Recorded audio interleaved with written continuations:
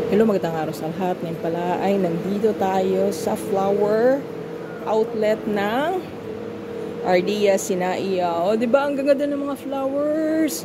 Puro mga fresh yan. Nandito ko sa loob ng parang refrigerator or parang freezer. Hindi naman tawag ng freezer. Kasi kung freezer to, wala. Nanligas na to mga bulaklak. Pero, diba? Ang ganda ng mga bulaklak. Like this also good. Yeah. Not purple, burgundy. Burgundy. Madrid. Oh, di ba mga unique yung mga flowers nila. Ang gaganda ng mga flowers. Maybe you can put like this, oh. Magpapagawa kasi ako ng hand bouquet para sa kasal. Yan, oh, di ba?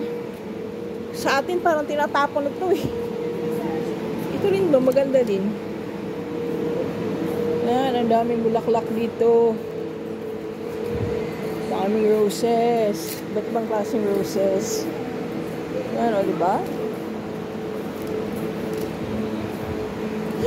Ang lamig. Yan, ang ganda ng mga bulaklak. Ito talaga, eh, hindi siya artificial, ha? Ito mga bulaklak na to ay ano talaga siya? Original na bulaklak. Yan, ang dami. O, diba? Yan, hanggang dito na lang. Bye! Yan, kung mga nasa loob kanina is puro fresh. Dito man is puro artificial. Yan, kung ano makita nyo mga bulaklak sa loob, ganun din makikita nyo dito sa labas. Kaya lang, artificial nga lang. Yan, o diba? Pero mas maganda talaga yung mga fresh ba. Ang lamig pa sa loob. Sobrang lamig. Yan, ito mga ganito. Meron dun sa loob. Ito. Ang cute na mga bulaklak. Yan, o, diba? Kung gusto magpa-arrange sa bahay ninyo, pwede din. Yan, medyo mahal lang, o. Ito yung kinuha ko, eh, yung maliliit na white roses. Yan, at saka yung isang bulaklak, hindi ko alam kung anong pangalan. Basta kinuha ko lang, mag-match lang siya dun sa maroon. Yan, o, diba?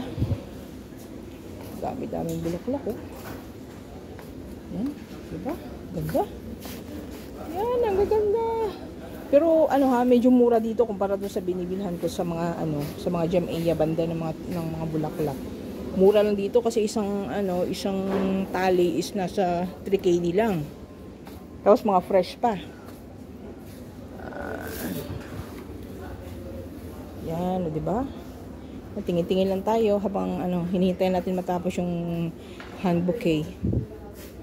Ay, ang ganda din, oh, cute. Oh, 'di ba? Ang cute. Yan, o, diba? Yan, hanggang dito na lang.